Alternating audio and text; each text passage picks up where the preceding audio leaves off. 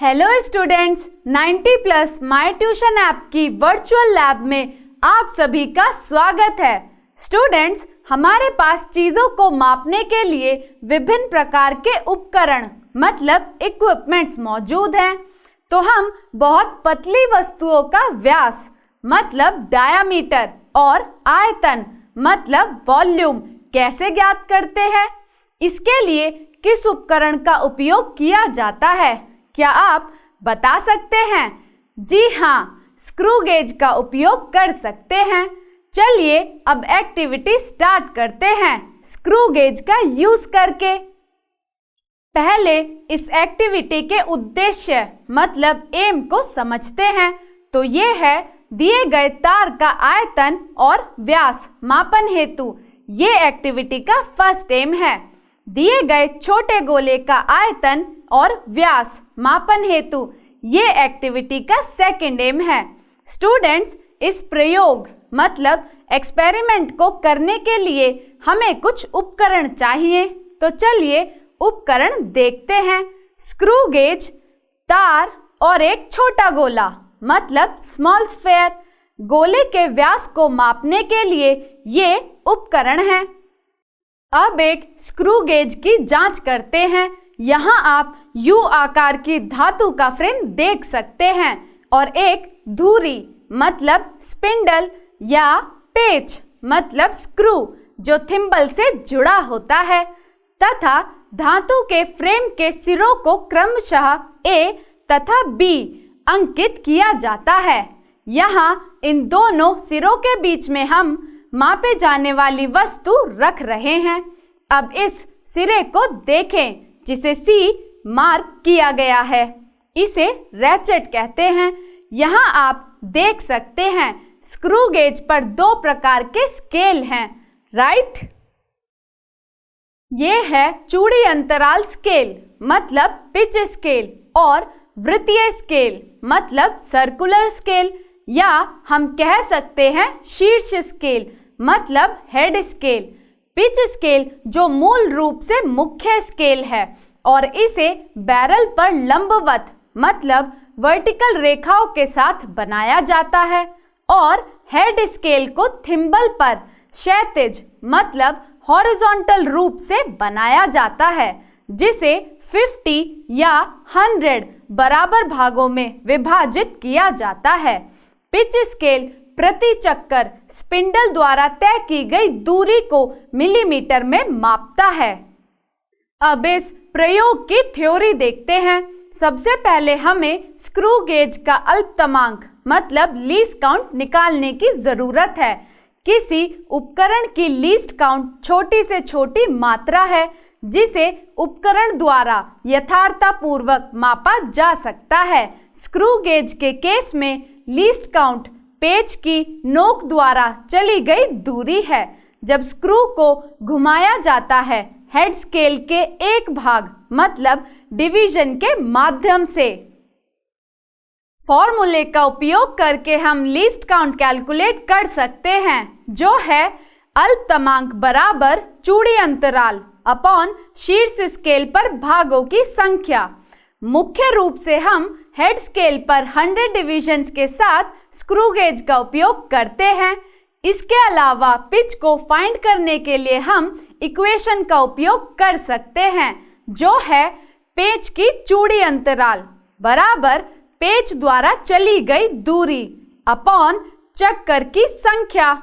तो screw gauge की कुल रीडिंग्स हैं कुल पाठ्यांक बराबर चूड़ी अंतराल स्केल पाठ्यांक मतलब PSR प्लस संशोधित शीर्ष स्केल पाठ्यांक मतलब HSR इंटू अल्पतमांक मतलब लीस्ट काउंट, या हम कह सकते हैं total reading equal to PSR plus corrected HSR into LC। यहाँ इस प्रयोग में हमें गोले का आयतन ज्ञात करना है तो हम इक्वेशन का उपयोग कर सकते हैं जो है V equals to 4/3 pi R cube. यहाँ R वृत्त की त्रिज्या है और तार का आयतन ज्ञात करने के लिए हम इक्वेशन का उपयोग कर सकते हैं, जो है V = पाई r स्क्वायर L। यहाँ r तार की त्रिज्या है और L तार की लंबाई है। अब इस एक्टिविटी की कार्यविधि मतलब प्रोसीजर पर चलते हैं। सबसे पहले हमें स्क्रू गेज की लीस्ट काउंट ज्ञात करनी होगी। उसके लिए हम स्क्रू गेज को 10 बार पीछे की ओर घुमाते हैं। अब 10 रोटेशन के बाद हमें पिच स्केल रीडिंग को नोट करना होगा। पिच स्केल को ऑब्जर्व करने के बाद हमें पता चला कि यह 10 मिलीमीटर है, तो हम लिख सकते हैं 10 रोटेशन के लिए जो दूरी तय की गई है बराबर है S के, जो बराबर है 10 मिलीमीटर के। तो अब हम इक्वेशन में वैल्यूज को सब्स्टिट्यूट करके आसानी से पिच ढूंढ सकते हैं, जो है पिच बराबर चली गई दूरी अपॉन चक्कर की संख्या। तो हमें मिला पिच = 10/10 = 1 मिलीमीटर। चलिए अब स्क्रू गेज की लीस्ट काउंट ज्ञात करते हैं। उसके लिए हम इक्वेशन का उपयोग कर सकते हैं, जो है पिच अपॉन हेड स्केल पर डिवीजन की संख्या, जो बराबर है 1/100 = 0.01 मिलीमीटर के। तो हमें स्क्रू गेज का लीस्ट काउंट मिला 0.01 मिलीमीटर। अगला स्टेप स्क्रू गेज की शून्यांक त्रुटि मतलब 0 एरर और शून्यांक सुधार मतलब 0 करेक्शन का पता लगाना है। सही माप प्राप्त करने के लिए 0 एरर को ध्यान में रखा जाना चाहिए। इस पर्पस के लिए स्क्रू को तब तक आगे घुमाया जाता है जब तक कि स्क्रू निहाई मतलब एनविल को ना छू ले और कैप का किनारा पिच स्केल के शून्य चिन्ह मतलब 0 मार्क पर होता है। स्क्रू गेज को नीचे की ओर शून्य के साथ पिच स्केल को लंबवत रखते हुए रखा जाता है। यदि सर्कुलर स्केल का 0 मार्क संदर्भ रेखा मतलब रेफरेंस लाइन पर आता है, इस केस में 0 एरर और 0 करेक्शन दोनों शून्य हैं और हेड स्केल पर शून्य का निशान रेफरेंस लाइन के नीचे होता है। इस केस में 0 एरर ऋणात्मक मतलब नेगेटिव है और 0 करेक्शन धनात्मक मतलब पॉजिटिव है। यह इस बात पर निर्भर करता है कि यह रेफरेंस लाइन के कितने भाग नीचे है। साथ ही यदि सर्कुलर स्केल का 0 मार्क रेफरेंस लाइन से ऊपर रहता है और उसे पार नहीं करता है, इस केस में 0 एरर पॉजिटिव है और 0 करेक्शन नेगेटिव है। यह इस बात पर निर्भर करता है कि यह रेफरेंस लाइन से कितने भाग ऊपर है। लेकिन यहाँ लिए गए स्क्रू गेज में सर्कुलर स्केल का 0 मार्क रेफरेंस लाइन पर आता है, तो हम कह सकते हैं 0 करेक्शन बराबर है 0 के। तो स्टूडेंट्स, यहाँ हमने फाइंड किया स्क्रू गेज का लीस्ट काउंट और 0 करेक्शन। अब हम तार को बिंदु A और B के बीच में रख सकते हैं और ऑब्जर्वेशन के अनुसार अपनी कैलकुलेशन शुरू करते हैं। तो चलिए इस रैचेट स्क्रू को आगे बढ़ाते हैं और तार को A और B सिरों के बीच में रखते हैं। अब रैचेट स्क्रू को आराम से टाइट करते हैं। अब पिच स्केल पर डिवीजन की संख्या हेड स्केल द्वारा खुली हुई यानी PSR नोट किया जाता है। रेफरेंस लाइन के साथ मेल खाने वाला हेड स्केल डिवीजन जो कि HSR है, उसको भी नोट किया जाता है। यहाँ PSR = 0 मिलीमीटर है और यहाँ हम देख सकते हैं कि पिच स्केल में रेफरेंस लाइन हेड स्केल के 48वें डिवीजन के साथ मेल खाती है, तो यहाँ HSR = 48 डिवीजन होगा। हम इस टेबल में सभी मान मतलब वैल्यूज को दर्ज कर सकते हैं। यहाँ इस टेबल में हमें PSR, HSR और संशोधित HSR का मान भरना है। अब संशोधित HSR क्या है मतलब करेक्टेड HSR क्या है? करेक्टेड HSR कुछ नहीं बल्कि ऑब्जर्व्ड HSR प्लस 0 करेक्शन है। और यहाँ हमें पहले से ही जीरो करेक्शन इक्वल्स टू 0 के मिला है, तो हम कह सकते हैं इस स्क्रू गेज के लिए ऑब्जर्व्ड HSR बराबर है करेक्टेड HSR के। आइए अब टेबल में हमारी पहली रीडिंग्स के सेट को दर्ज करते हैं। मान लीजिए PSR इक्वल्स टू 0 मिलीमीटर है, HSR इक्वल्स टू 48 डिविजन्स है और corrected HSR equals to 48 divisions है। इन वैल्यूज का उपयोग करके हम बहुत आसानी से टोटल रीडिंग्स निकाल सकते हैं। तो आइए इक्वेशंस का उपयोग करें। हमें पता है total readings equals to PSR plus corrected HSR into least count होता है। तो वैल्यूज पुट करके हमें मिला total readings equals to 0 plus 48 into 0.01, जिसे सॉल्व करके हम लिख सकते हैं 0.48 मिलीमीटर। अब इस वैल्यू को टेबल में दर्ज करते हैं। आइए इस प्रयोग को 4 बार दोहराएं और संबंधित कॉलम में मान दर्ज करते हैं। बार बार विश्लेषण माप में त्रुटि को कम कर सकता है। यहाँ टोटल रीडिंग्स का मान और कुछ नहीं, तार का व्यास है। लेकिन तार का वॉल्यूम ज्ञात करने के लिए हमें तार का रेडियस चाहिए, तो हम इक्वेशन का उपयोग कर सकते हैं जो है R equals to diameter upon 2। ऐसा करने से पहले हमें टोटल रीडिंग्स की सभी वैल्यूज का उपयोग करके माध्य व्यास मतलब मीन डायमीटर ज्ञात करना होगा। उसके लिए इस तार को स्क्रू गेज से हटा दें और तार को फिर से A और B सिरों के बीच में रख दें। चलिए अब PSR और HSR की वैल्यूज लिखते हैं।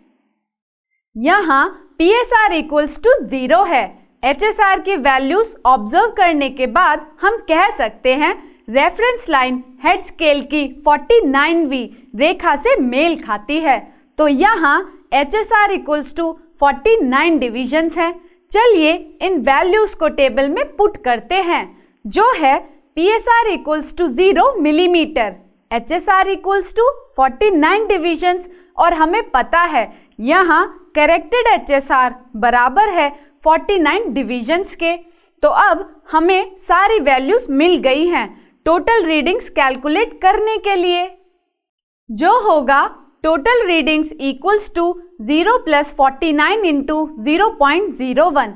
इसे सॉल्व करके हम लिख सकते हैं 0.49 मिलीमीटर। अब यही प्रोसीजर दोहराते हैं। आइए तार को हटा दें और इसे फिर से सिरों के बीच में रखते हैं। यहाँ भी हमें PSR इक्वल्स टू 0 मिलीमीटर मिला है और HSR इक्वल्स टू 49 डिविजन्स। तो यहाँ हमें टोटल रीडिंग्स मिली 0.49 मिलीमीटर। आइए इस एक्सपेरिमेंट को 2 बार और दोहराएं और सारी ऑब्जर्वेशंस को इस टेबल में पुट करते हैं। यहाँ दोनों एक्टिविटीज के लिए हमें PSR इक्वल्स टू 0 और HSR इक्वल्स टू 48 डिविजन्स मिले हैं। तो इन दोनों केसेस में कुल रीडिंग्स 0.48 मिलीमीटर है। अब हम टोटल रीडिंग्स की मीन वैल्यू ज्ञात कर सकते हैं, जो मीन वैल्यू है डायामीटर की। तो हमें मिला तार का माध्य व्यास मतलब mean diameter of the wire, जिसे हम D कह रहे हैं। तो ये बराबर है 0.48 plus 0.49 plus 0.49 plus 0.48 plus 0.48 upon 5 के, जिसे सॉल्व करके हम लिख सकते हैं 0.484 मिलीमीटर। चलिए अब इस वैल्यू को मीटर में कन्वर्ट करते हैं। तो हमें मिला D equals to 0.484 into 10⁻³ metre. लेकिन स्टूडेंट्स यहाँ हमें तार का रेडियस ज्ञात करना है, तो हम इस वैल्यू को 2 से डिवाइड कर सकते हैं। तब हमें मिलेगा R equals to 0.484 into 10⁻³ metre divided by 2, जिसे सॉल्व करके हम लिख सकते हैं 0.242 इंटू 10⁻³ मीटर।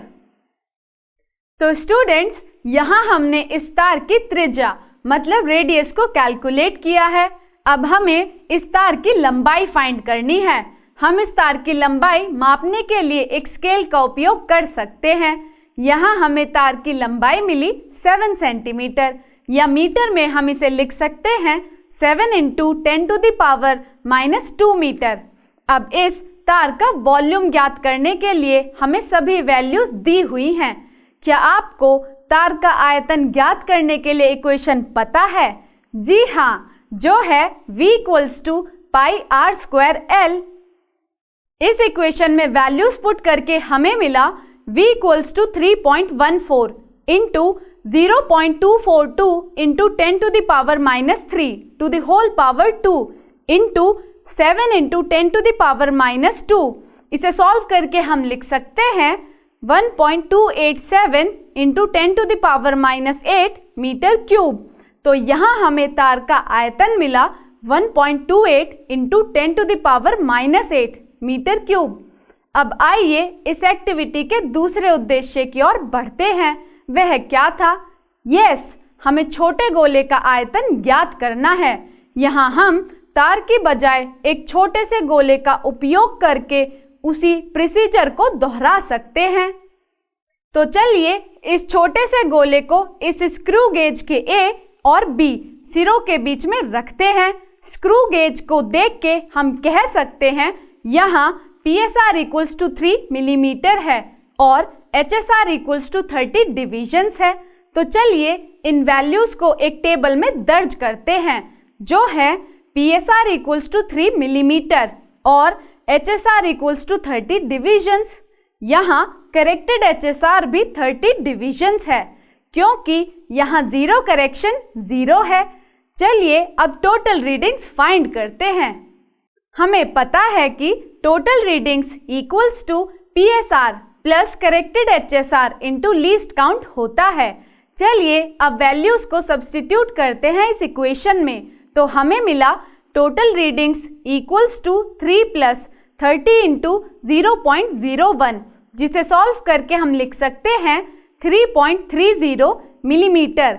चलिए अब इस एक्सपेरिमेंट को 4 बार रिपीट करते हैं। उसके लिए हम स्क्रू गेज से गोले को हटा सकते हैं और इसे फिर से सिरों के बीच में रख सकते हैं। मेजर करने के बाद हमें मिला PSR = 3 मिलीमीटर और HSR = 29 डिविजन्स।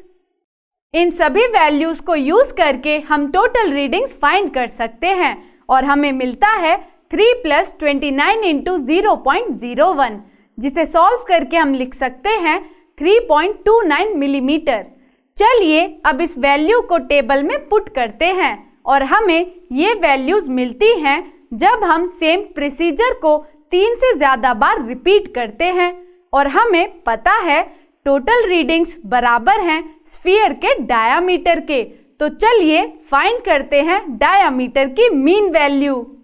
तो डायामीटर की मीन वैल्यू होगी 3.30 + 3.29 + 3.30 + 3.30 + 3.30 डिवाइडेड बाय 5, जिसे सॉल्व करके हम लिख सकते हैं 3.298 मिलीमीटर या 3.30 मिलीमीटर। अब इस वैल्यू को मीटर में कन्वर्ट करने के लिए मल्टीप्लाई करना होगा 10⁻³ से, जैसे कि आप जानते हैं। तो हमें मिला D = 3.30 × 10⁻³ मीटर। तो हमें डायमीटर की मीन वैल्यू प्राप्त हुई, लेकिन यहाँ हमें रेडियस चाहिए स्फीयर का वॉल्यूम फाइंड करने के लिए। तो R = D/2 होगा, जिसमें वैल्यूज पुट करके हमें मिला 3.30 × 10⁻³ डिवाइडेड बाय 2।